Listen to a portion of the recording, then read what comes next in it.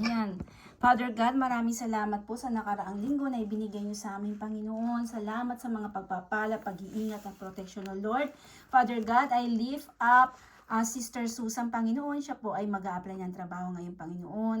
Father God, in your will, O Lord, ay mangyayari ang kanyang hinihiling, Panginoon, kung ito ay para sa kanya. Panginoon, kayo po ang nakakaalam, O Lord, at alam naman po namin na siya po ay inyong pinag-iingatan, Panginoon. Father God, si Sister Eva, Panginoon, na wala pa dito, O Lord, kung ano man ang kanyang ginagawa, O Lord, please bless her also, Panginoon. Kayo po ang mag-gabay sa amin. Tatlo na naririto ngayon nila Sister Lisa, Panginoon, at kayo lamang po ang maitaas at mapapurihan sa araw na ito. In Jesus' name, Amen. Yes. Amen. Now, tayo ay nasa lesson 1 ng ating bagong aralin sa intentional disciple making 1, no? Intentional disciple making 1. At ito po ay pinamagatang the call to discipleship. Ano po ang purpose ng pag-aaral natin na ito? Itanim sa bawat Kristiyano ang malalim na relasyon sa Diyos sa pamamagitan ng salita, panalangin at espiritual na pagsasanay. Turuan ng mga mananampalataya kung paano maging epektibong alagad sa kanilang pamilya, community at church. Magbigay ng malinaw na hakbang kung paano gabayang lumago ang pananampalataya ng iba at paano palakasin at palaguin ang espiritual na pamayanan sa pamamagitan ng pagtuturo, halimbawa, at discipleship. Ayan daw po ang purpose ng pag-aaral na ito. Ang intentional disciple making. Ano po? Building Christ-like disciples through intentional spiritual growth. Ito po ay para sa pag-grow ng ating mga spiritual. Amen. Ang tawag ni Jesus na sumunod sa kanya ay hindi daw po ito imbitasyon sa madaling buhay. Ano po? Kundi sa isang radikal na pagbabago ng direksyon ng buhay. Hindi sapat na maniwala lamang, ang tunay na paniniwala ay dapat makita sa buong pagsunod. Amen? Titingnan natin ngayon ang tatlong pangunahing teksto kung saan ipinakita ni Jesus ang tunay na kahulugan ng pagiging disciple. Number 1, follow Jesus personally. Ano po? Follow Jesus personally. Sa Matthew chapter 4 verse 19, ang sabi doon, and he said to them, follow me, and I will make you fishers of men. Tingnan natin sa historical background, mga kapatid. Ang Galilea ay lugar ng mga mangingisda at simpleng mga mamamayan lamang ang mga nakatira doon. Ang pagtawag ni Jesus kay Simon Peter, no? Ang tunay niyang pangalan ay Simon, pero pinalitan ng Jesus Christ ng Peter, hindi po ba? At Andres ay hindi sa templo o school ng rabbi, kundi sa kanilang araw-araw na gawain doon sa kanilang trabaho sa dagat. Dahil sila'y mangingisdang magkapatid, hindi po ba? Ang pagsunod ay nangangahulugang iwanan ang dating buhay at pumasok sa bagong landas kasama natin si Jesus Christ. Katulad ng ginawa ng magkapatid na si Peter at si Andres, no po, talagang iniwanan nila ang kanilang ginagawa at talagang mas pinili nila ang sumunod kay Jesus. Ganyan din naman tayo. Iwanan natin yung mga dati nating mga masasamang gawa, mga maling gawa, mga makamundong gawa, at mas piliin natin ang sumunod sa ating Panginoong Hesukristo. Hindi po ito yung literal na iwanan mo yung trabaho mo at sumunod kay Jesus, ha? Hindi po yun. Ayaw din naman po ni Jesus mangyari yun, na iwanan mo yung trabaho mo para sumunod lamang sa Kanya. Hindi po ba? Siyempre, may pamilya din po kayo at alam ng Diyos na kailangan nyo din naman po ng income. Amen? Ito ay pinakahulugan lamang na iwanan daw po natin ang ating pamumuhay at pumasok tayo sa bagong landas na kasama ang ating Panginoong Hesukristo. Sa simula ng ministry ni Jesus Christ, hindi pa malinaw sa mga disciple ang lahat. Hindi pa talaga. Ngunit, ang unang step ay malinaw. Sumunod muna sila, no? Nakitaan sila ng pagsunod kahit wala pa silang alam sa ikukwento o ituturo ni Jesus Christ sa kanila. Nagdesisyon na kaagad silang sumunod kay Jesus Christ. At habang lumalakad kasama si Jesus, sila ay hinubog para sa mission. No po? Habang naglalakad sila, naglalakbay kasama si Jesus Christ ay nagtuturo na sa kanila para sa mission. Amen? Now, dumako tayo sa textual exposition. Sabi, follow me. No? Sa scripture, follow me, sabi ni Jesus Christ.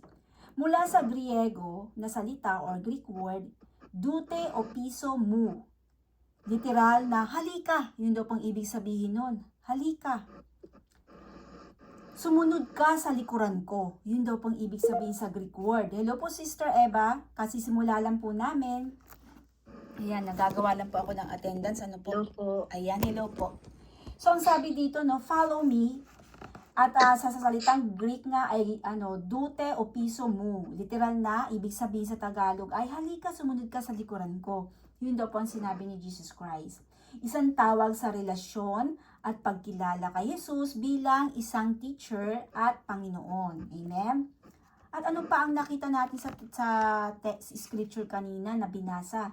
I will make. Ano pa? I will make. Ang Greek na verb na ginamit sa Matthew chapter 4 verse 19 ay poio, na nangangahulugan daw po na to make or to do. Sa verse, ang anyo na ginamit ni Jesus Christ ay poiso or poiso. Future tense, na nagpapakita na siya ang gagawa ng pagbabago sa buhay ng mga disciple. Hindi ang tao ang kusang naguhubog sa sarili dahil wala po tayong kakayanan na baguhin ang ating mga masasamang pag-uugali, kundi ang Jesus lamang, ang Panginoon Diyos. C. Ang sabi pa sa scripture kanina, fishers of men. Ano pong ibig sabihin nito? Isang metaphor po ito ng paghahanap at pagsagip ng tao mula sa kasalanan patungo sa kaharian ng ating Panginoong Diyos. Amen? Now, dumako tayo sa number 2, no? Tapos na tayo magpaliwanag sa number 1 na follow Jesus personally, no? Nakitaan kaagad yung mga disciple ng pagsunod kahit na hindi pa sila nakakarinig ng teaching ni Jesus Christ. Sumunod na agad sila. So, number 2, ano pa yung nakitaan doon sa mga disciple? Deny self and carry the cross, no? Ano bang ibig sabihin nito? Sa Luke chapter 9 verse 23, sabi doon, and he said to all, if anyone would come after me, let him deny himself and take up his cross daily and follow me. Ang sabi sa historical background, mga kapatid, sa kultura daw po ng Rome, or sa Rome culture, ang krus ay simbolo ng kahihiyan at kamatayan. Ito pala ang simbolo sa Roma, no? Sa kultura nila, ang krus daw po ay simbolo ng kahihiyan at kamatayan. Ang kriminal na pinapasan ang krus ay patungo na sa kanyang huling hantungan kasi ginagamit pala yung krus na yan sa pagpaparusa ng mga kriminal. Sa Rome, ano po? Wala na siyang karapatan o sariling plano, ano po? Ito ang imaheng ginamit ni Jesus Christ upang ipakita ang kabuuang pagsuko ng mga disciple, no? Kailangan isuko natin ang ating mga sarili at ibigay na natin ang pagdedesisyon sa ating Panginoong Hesukristo. Wala na, kumbaga, ibitawan natin yung ego natin, yung pride natin, no po, yung makasarili natin, yung nagmamarunong tayo, bitawan natin lahat yan at ibigay na natin ang lahat. Surrender yourself to the Lord. Yan po, ano? Now, context. Dumako tayo dito sa context. Matapos ang declaration ni Peter na si Jesus ang Jesus Christ at anak ng Diyos, ipinaliwanag ni Jesus na ang kanyang misyon ay magdusa at mamatay. Kaya't ang pagiging disciple or tigasunod ni Jesus Christ ay hindi tungkol sa karangalan o kapangyarihan, kundi sa pakikibahagi sa kanyang paghihirap at sakripisyo. Hindi po ba si Jesus Christ ay isang king? Hindi po ba siya ay King of Kings? Siya ay anak ng Diyos. Siya ay hari ng mga hari. Pero ano ang ginawa niya? Bumaba siya sa lupa para hindi mag-utos ng ganito, ganyan, hindi para magpasarap, hindi po ba? Hindi para paglingkuran. Siya ang naglingkod sa mga disciples, siya ang naglingkod sa mga tao, nagturo siya, pinakita niya ang magandang example kung paano mamuhay ng panlangit. Amen? Talagang pinarusahan siya, po lahat ng paghihirap naranasan niya sa cross, alang-alang lamang sa pagmamahal niya sa atin. Amen?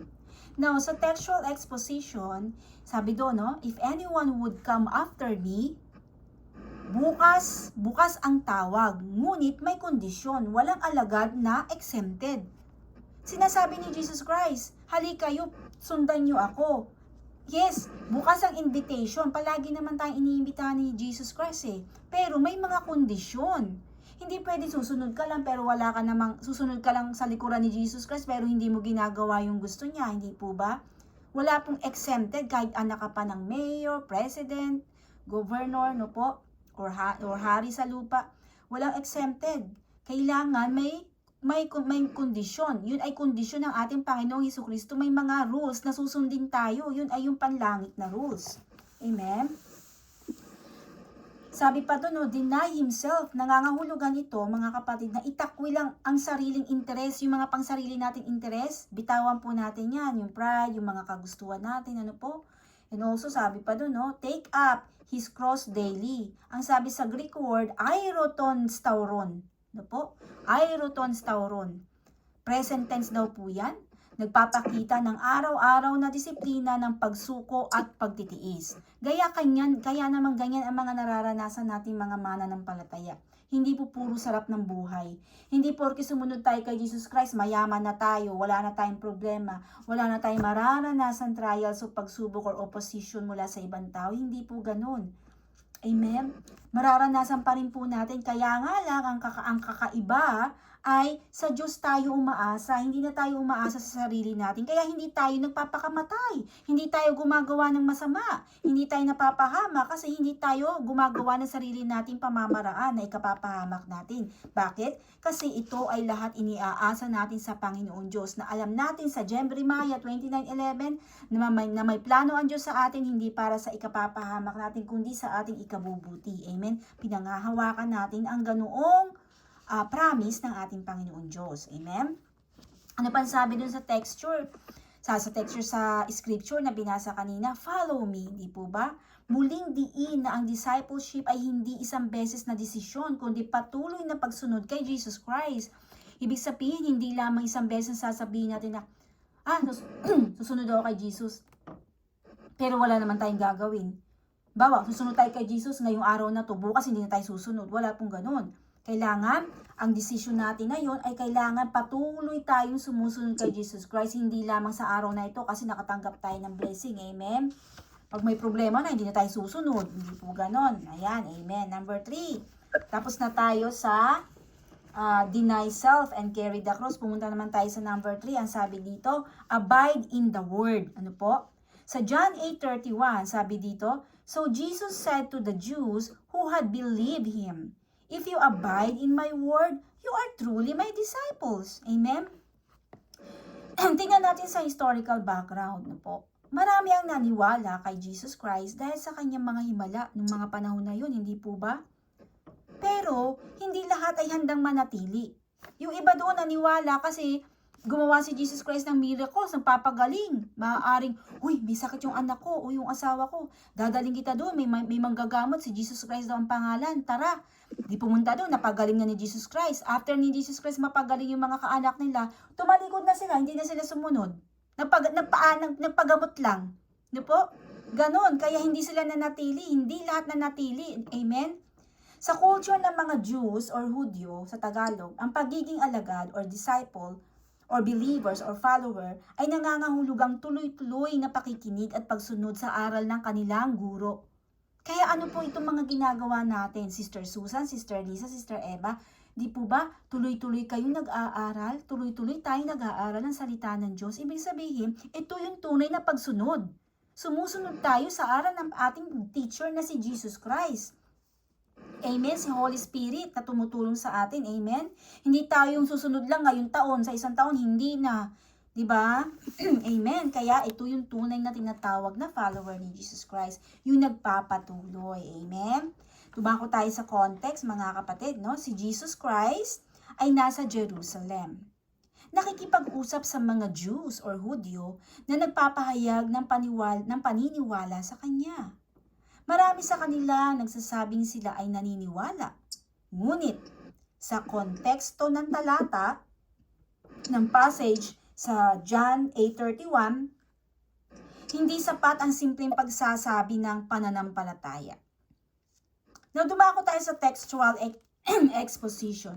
Sabi, abide, hindi po ba abide? Mula sa minyo, ibig sabihin, manatili daw po ang minyo. Tumuloy. Huwag umalis, mag-stay. Yun daw pang ibig sabihin ng minyo sa Greek word, no? Abide. Nagpapakita ng patuloy na relasyon at pagsunod sa ating Panginoong Jesucristo. Ano pa? In my word. Sabi ni Jesus Christ, in my word. Tumutukoy ito sa kabuuan ng teaching ni Jesus Christ. Hindi lamang yung feeling natin ay bahagi lang. Wala lang. Pero hindi naman tayo nananatili sa kanyang turo. Amen? Letter C, truly my disciple, sabi ni Jesus Christ. Nangangahulugan daw po itong totoo at wagas na alagad. Hindi peke o pansamantala lamang, no?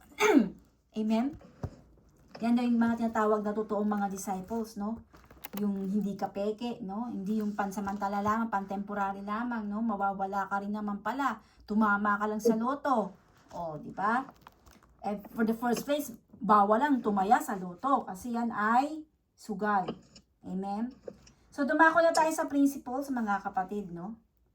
Number 1, sabi dito, discipleship follows Jesus, no? Ang mga disciple daw po, no? Tayo mga disciple tayo ni Jesus Christ, eh. Discipleship follow Jesus. Ang ibig sabihin, ang pagiging alagad ay nakatuon kay Kristo at hindi sa sarili o sa mundong ito na for temporary lamang nating tirahan. Ang tunay na discipleship daw po ay isang personal at araw-araw na desisyon na sundan ang Panginoong Hesus. Isang tabi ang sariling kagustuhan at hayaan siya na maging gabay natin sa bawat hakbang ng ating buhay. Amen. Number 2, discipleship denies self. Ang pagtanggi daw po sa sarili natin ay hindi lamang pagtanggi sa sariling kagustuhan, kundi aktibong pagsasakripisyo para sa kalooban ng ating Panginoon Diyos. May sakripisyo talaga.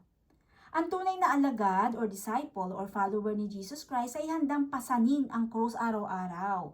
Ibig sabihin, mga kapatid, ito ay isang tabi ang sariling plano, yung isang tabi natin sa ating sariling karapatan at kagustuhan para sa kapakipakinabang ng kaharian, no? Sa kapakinabangan ng kaharian. Ibig sabihin, sa kingdom. Ito ang malinaw na tanda ng isang disciple na tapat sa ating Panginoon Diyos. Yun daw po yung mga signs, no, na tunay kang disciple ni Jesus Christ. Number 3, discipleship abides in word. Ano ibig sabihin nito? Ang pananatili sa aral ni Jesus Christ ang nagpapatunay ng tunay na pagiging alagad. Ayan po, no? Hindi sapat ang simpleng paniniwala. Kailangan itong ipakita sa pamumuhay at pagsunod sa kanyang aral sa araw-araw. Ano po? Ang tunay na discipleship ay nagmumula daw po ito sa puso natin at ang pagbabago sa buhay ay bunga ng patuloy na pagsunod sa kanya at sa kanyang mga turo. Amen? At yan lahat ay nasa Bible, mga kapatid. Now, dumako na tayo sa application. No po? What are we going to do? Letter D, meron po ditong acronym, no? At ang acronym po dito ay ang discipleship. No po, medyo mahaba-haba ang acronym, pasensya na po, ano po? Pero napakaganda nito. So, dumako tayo sa letter D. Decide to follow Jesus personally. Ang pagiging disciple daw po ay nagsisimula sa isang malinaw na personal na desisyon. Ilagay si Jesus Christ sa center ng ating buhay bilang ating Panginoon at teacher. Hindi sapat na umasa sa pananampalataya ng pamilya, kaibigan o kakilala, or community, or church. Kailangan ikaw mismo, kapatid, ang gumawa ng hakbang ng pagtitiwala at pagsunod. Desisyon natin yan. Kabilang ang prayers, ang pag-aaral ng Bible study, ano po? at pagsasabuhay ng kanyang mga turo sa araw-araw. Amen? Now, sa pamamagitan ng malinaw na pagpili na sundin natin si Jesus Christ sa bawat desisyon natin sa buhay, pinapalakas natin ang foundation ng ating spiritual na buhay. Amen? Dumako tayo sa letter I. Identity, your daily cross. Noong panahon daw po ni Jesus Christ, ang cross ay simbolo ng kahihiyan at kamatayan at ganap na pagsuko. Nang sinabi niya sa mga disciple na take up your cross daily, tinuro niya na ang pagiging alagad ay nangangailangan ng kabuuang pagsuko sa kanya at handang harapin ang mga hamon o sakripisyo sa buhay. Sa araw-araw ng buhay, ang cross ay tumutukoy sa mga pagkakataong kailangan mong piliin ang tama kaysa sa mga magiginhawa or popular na desisyon sa buhay niyo po. Mahalagang mag-isip kung ano ang humahadlang sa ating pagsunod kay Jesus Christ at paano natin maipapakita ang pagtanggi sa sarili sa araw-araw na pamumuhay upang patuloy na sundin si Jesus Christ. Ano ba yung mga humahadlang sa atin? Para hindi natin sundin si Jesus Christ. Kayamanan ba? Karir ba? Amen? Asawa ba? Nanay ba? Tatay ba? Bilang konkretong hakbang, no? Pumili ng isang bagay, mga kapatid, ngayong linggo na to, na handa mong isakripisyo o baguhin bilang tanda ng iyong pagtanggi sa sarili at pagsunod kay Jesus Christ. At i-reflect ito sa ating karanasan at makikita natin kung ano ang ating mga natutunan sa linggong ito. Letter S, submit your plans to God. Ayan. Ang pagsunod kay Jesus Christ ay nangangahulugan daw po na ilagay ang lahat ng plano, desisyon at hangarin natin sa buhay sa ilalim ng kanyang pamamahala. Pag nilay-nilayan natin, mga kapatid, ang mga personal natin mga kagustuhan at yung mga personal ambition natin na maaaring kailangan nating isuko upang sundin siya ng tapat.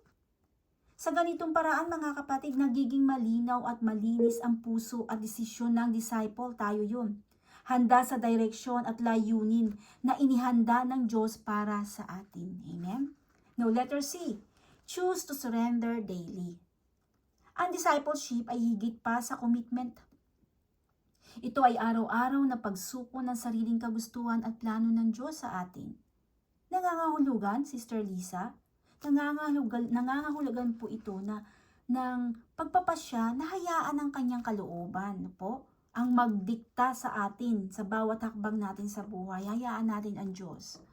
Ang pagsuko sa Diyos ay nagbubukas ng puso sa kanyang mga gabay at pagbabago at nagtataguyod ng tunay na paglago sa discipleship. Amen? Letter I, sabi dito, immerse the word.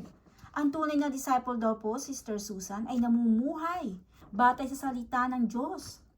Maglaan ng oras daw po araw-araw sa pagbabasa, pag-unawa at pagninilay sa Biblia. Ano po? Ang pagsasabuhay ng natututunan natin mula sa Bible ay nagpapatibay sa relasyon natin kay Jesus Christ at nagbibigay ng gabay sa lahat ng aspeto ng ating buhay. No? Ibig sabihin, habang binabasa natin ang Bible, yung mga natututunan natin doon ay ating ipamuhay habang nagbabasa. Amen? Letter P na, practice, reflection, and prayer. Ang sabi dito, regular na maglaan ng oras para suriin ang iyong buhay, mga decision or action sa liwanag ng Word of God. Hilingin ang guidance at karunungan ng Diyos, no? Yung wisdom, di ba? Yan lagi natin hinihiling, dinadalangin, yung knowledge na mula sa Diyos sa bawat hamon or opportunity upang manatili sa landas ng discipleship. Now, dumako tayo sa letter L. Live out your faith in community. Ang sabi dito, ang pagiging disipulo ay hindi limitado, mga kapatid, sa personal na buhay, kundi sa pakikibahagi sa community. Ipakita ang pananampalataya sa family, sa church, o kapwa sa pamamagitan ng service. Halimbawa, at aktibong pagmamalasakit natin sa kapwa. Diba? Amen. Letter E. Evaluate progress weekly. Suriin bawat linggo ang ating mga espiritual na paglago, mga kapatid. Alin sa mga hakbang ang naging epektibo? I-check natin yung sarili natin. Saan tayo naging maayos, lumago, hindi na tayo ganito, ganyan. Ano ang kailangan pang pag-iibayuhin natin yung kailangan pang i-process natin, no? Yung palaguin, no?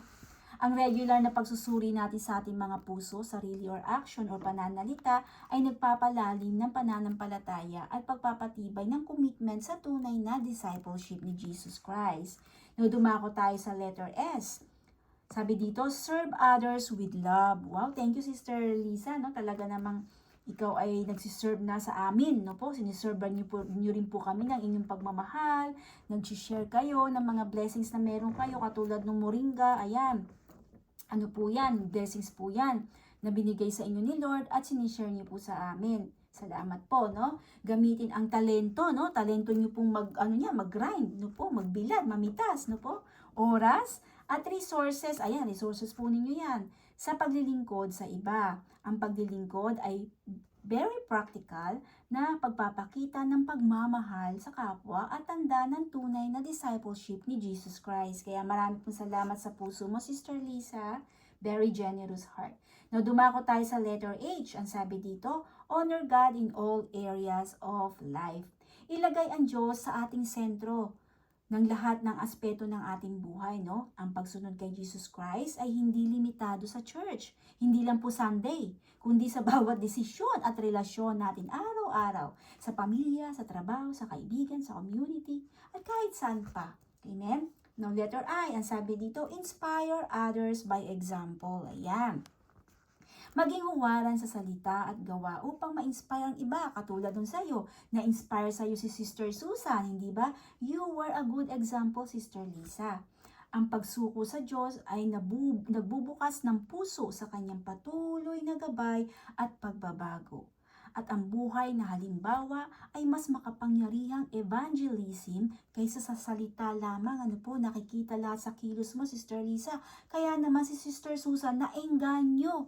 Amen? Kasi may nakita si Sister Susan sa'yo na mabuti, na nagpapatotoo na ikaw ay isang disciple ni Jesus Christ. Amen? Dumako tayo sa letter P. Ang sabi dito, persevere through trials. Patuloy na magtiyaga sa kabila ng hamon at pagsubok sa buhay, mga kapatid. Ang discipleship ay may kasamang pagtitiis at pagtangkilik sa kalooban ng ating Panginoon Diyos. At sa bawat pagsubok, lumalalim ang pananampalataya at karakter ng bawat disciple ni Jesus Christ. Now, dumako na tayo sa conclusion. Tapos na tayo. Ang sabi dito, ang pagtawag ni Jesus ay malinaw at personal, na po. Sumunod ka sa akin. Napakalinaw, hindi po ba nang sinabi niya? Sumunod ka sa akin, follow me. Diba? Ang pagiging disciple ay hindi isang beses na desisyon, kundi ito ay araw-araw na process ng pagsunod, yung pagtanggi natin sa ating sarili at pananatili sa kanyang mga word. Sa pamamagitan ng discipleship framework, natutunan natin na kailangan nating decide to follow Him personally, identify our daily cross, submit our plans, choose to surrender, immerse in the Word, practice reflection and prayer, live out our faith, evaluate progress, serve others with love, honor God in all areas, inspire others by example, at persevere through trials. Ang bawat hakbang ay naglalapit sa atin kay Kristo at nagbubunga ng tunay na pagbabago sa ating buhay bilang Kristiyano. Ang tanong para sa bawat isa, wala na sila dito, no? May mga pasok na po, ano? Handa ka bang iwan ang sarili mong plano? Tanggapin ang iyong cross at sundin si Jesus Christ sa bawat araw bilang iyong Panginoon at teacher?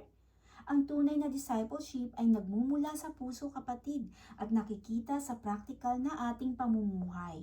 Huwag nating sayangin ang pagkakataon, simula ng araw-araw na pagsunod ngayon at hayaang gabayan tayo ng Diyos sa bawat hakbang ng ating landas. Hanggang dito na lamang po, and to God be all the highest glory. Hayaan niyo pong ipanalangin ko kayo. Father God, maraming salamat sa panibago naming aralin ngayong araw na ito, Panginoon. Bagamat ang si Sister Eva at Sister Susan ay nauna, sa kadahilanan sila po ay may trabaho ngayong araw na ito, Panginoon. Father God, maraming salamat po sa kanila, Panginoon. At kay Sister Lisa na nandito, Panginoon, nakasama ko hanggang sa huli, Panginoon. Maraming salamat sa kanyang puso na talaga naman pong willing makinig, Panginoon. Salamat sa kanyang oras, sa pagiging homestay mom niya, Panginoon. At dahil dito, Lord, talaga namang nabigyan siya ng chance to listen your word araw-araw, Father God. 4 times a week, 5 times a week, Father God. Maraming salamat, Lord. Maraming salamat. Father God, tulungan niyo po kami lahat, Panginoon, na sumunod sa iyo araw-araw, hindi lang tuwing linggo, Panginoon. Tulungan niyo po kami na mapagtagumpayan ang aming mga pinagdadaanan, Panginoon. Hindi pa man ito nangyayari ngayon na makita namin, na maibigay ang aming mga kahilingan, Lord. Pero naniniwala kami, Lord, na may inihanda ka na para sa amin. Yun nga lang, Panginoon, kailangan namin matutong maghintay, magpasensya, Panginoon, at umasa lamang sa iyong pangako, Panginoon. Tulungan niyo po ang aming puso na magtiyaga, Panginoon, sa inyong mga pangako. At tulungan niyo po at turuan niyo po ang aming puso na mas magmahal pa kami ng kapwa namin at maging magandang example para sa iba, Panginoon. Father God, gamitin niyo po kami bilang inyong instrumento, Lord, para sa iba. Nang sa ganon, makaranas din po sila ng joy and salvation, Panginoon, na inyong ibinigay ng free, Panginoon. Maraming salamat, Lord. Maraming salamat. I pray all of this in Jesus' mighty name. Amen and amen. Ayan, ang ganda, no? So, ano po, Sister Lisa? Para po ba sa inyo, isa lang po tanong ang aking maiiwan. Pwede niyo po yung pagnilay-nilayan o pwede niyo rin po sagutin. Sa tingin niyo po sa pag-aaral natin ito, kayo po ba ay talagang ibinigay na po ba natin lahat kay Lord at bahala na siya kung ano man ang kanyang gawin, or tayo ay nagda-doubt pa rin na ay ito lang po, Lord, pero wag muna ito ay next time na lang.